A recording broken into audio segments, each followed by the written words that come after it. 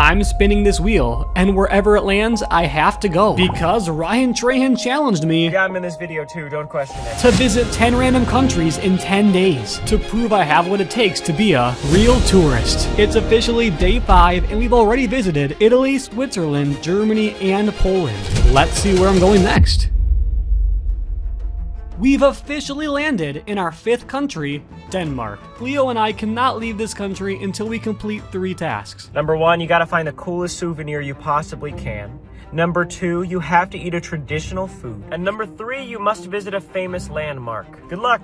But we've only got 24 hours left, so let's head into Copenhagen to find a souvenir. To find the ultimate Danish souvenir, we headed towards Copenhagen's waterfront, since everyone told us that's where the best gift shops are. And right away, the city just felt different. The streets were spotless, the air felt fresh, and everywhere we looked, people were out jogging, biking, or just sitting in parks. It kinda gave off this weirdly healthy vibe, like the whole city had its life together. Honestly, it almost felt too perfect, like we didn't belong there with our cameras and backpacks. But then, as we kept walking, we came across this massive crowd. It ended up being one of the most crowded spots we've seen so far, and of course, we had to find out what everyone was looking at. After squeezing our way up to the front, this is what was waiting for us. Just some sad woman on a rock. She's called the Little Mermaid statue, and turns out she's famous for some odd reason. Apparently she was built after some guy saw a ballet based off the fairy tale, and she now sits here on the water. I couldn't really believe it, but she's actually really small. Probably under 5 feet tall and honestly kind of worn down. Up close, you can see how dirty she is from the seawater. And with the huge crowd packed around, it was nearly impossible to even get a good view. I'm just gonna say it, after spending the last week looking at statues, this was actually pretty anticlimactic. Luckily, right by the waterfront, we spotted a souvenir shop crammed full of Danish trinkets. They had the usual sort of things you'd expect, like funky fridge magnets and touristy keychains. But tucked away in the corner, we found this miniature replica of the Little Mermaid statue. It actually looks really surprisingly high quality. Plus, everyone here clearly loves her, so it felt like the most Danish thing we could take home. So yeah, I think this was the perfect pick, which means task 1 is officially complete. And by this point, we've been wandering Copenhagen for hours. And honestly, we were starting to crash. But if we want to call ourselves a real tourist, we need to push through it. And that's when we saw it. This is Tivoli Gardens. And it's the 3rd oldest operating amusement park in the entire world. It opened up in 1843, which would make it almost 200 years old. I can't lie, we were a little bit nervous going in. I mean, when you hear 200 years old, you don't exactly think the roller coasters would hold up well. But honestly, this place blew us away. The park is only 1 square block, but when you're inside, it feels massive.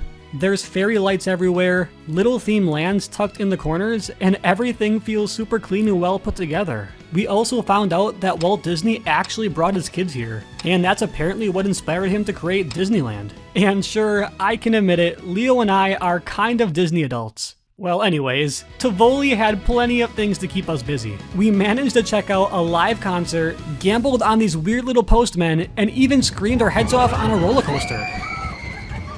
For a place we weren't sure about at first, Tivoli ended up being one of the highlights of this trip. But we didn't have time to sit around and enjoy it for long. Our 24 hours in Denmark were slipping away, and we still hadn't crossed off one of the most important tasks, trying Denmark's traditional dish. So as much as we didn't want to leave, we had to get moving. And sure enough, we somehow managed to find a spot with exactly what we needed. Welcome to Spromenaden, home to stocked flask, Denmark's national dish. It's basically thick slices of pork belly, fried until crispy and served with potatoes and parsley sauce. We didn't even know what stocked flask was before today, but then we saw this sign outside reading, Bayern's Best Stocked Flask 2019, which apparently means the city's best fried pork belly. That's a pretty bold claim. So, of course, we had to see if it lived up to the hype. How do I eat this? I thought it was gonna be horrendous. It just tastes like a really fat piece of bacon. Pretty good. I thought it was gonna be really bad, but it's not bad. It's actually just bacon. I love it though. I was expecting it to be more like steak or pork or more like just traditional like meat entree, but it kind of tastes like a breakfast side. But I don't know, I like it. The only thing is, it was really hard to cut through. And after a couple of bites, I realized it's not as flavorful as some of the bacon or other meats we have in America. It was decent, but I really don't know if I'd ever order it again outside this challenge. But hey, not everything has to be a 10 out of 10. We also realized that there were these little red cubes on the side, and at first we thought they were cranberries, so we tried them and yeah, they were pretty disgusting. It's not cranberry. They were pickled beets. I guess we missed that on the menu. But whether we liked it or not, that officially means task 2 is complete.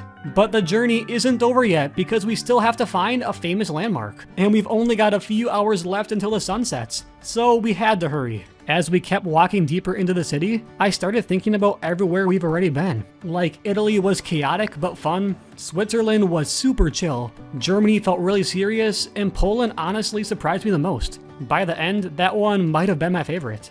But Denmark? I don't know, it just feels safe. It kind of blew my mind. Back home, you wouldn't leave your bike outside for 5 minutes without a lock.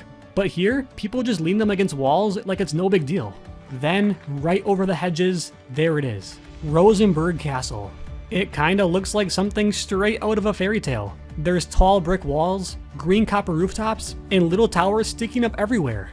It's hard to believe this was actually built in the 1600s as a summer house. Like, imagine calling this, a literal castle, your summer house. Inside, it's packed with over 400 years of royal stuff. The walls are covered in all sorts of old portraits. Giant chandeliers hang from the ceilings, and after passing through a couple of rooms, you eventually end up in the Knight's Hall. This is where the coronation thrones sit, and they're literally guarded by silver lions. Like full-on life-size silver lions. It's kind of insane. But honestly, my favorite part wasn't the crowns or the thrones. It was this random prank chair. You sit, and boom, these little metal clamps pop out on your arms. Apparently the king used to trap guests in it for a laugh. But geez, if that ever happened to me, I don't think I could recover. The rest of it was interesting, I guess. For a castle, it's not very big. Oh, and the toilets? Yeah, not quite the royal luxury you'd expect. They had actual ladders running down them so someone could, clean it out for you after. That definitely made me appreciate modern plumbing. And just like that, task 3 is officially complete. But we're only halfway there. We still have 5 more countries standing between us and the finish line. And now it's time for The Wheel of Destiny. On this wheel is every country surrounding Denmark. And wherever it lands, we have to go. So let's see where we're going. Subscribe to see which country we're going to next.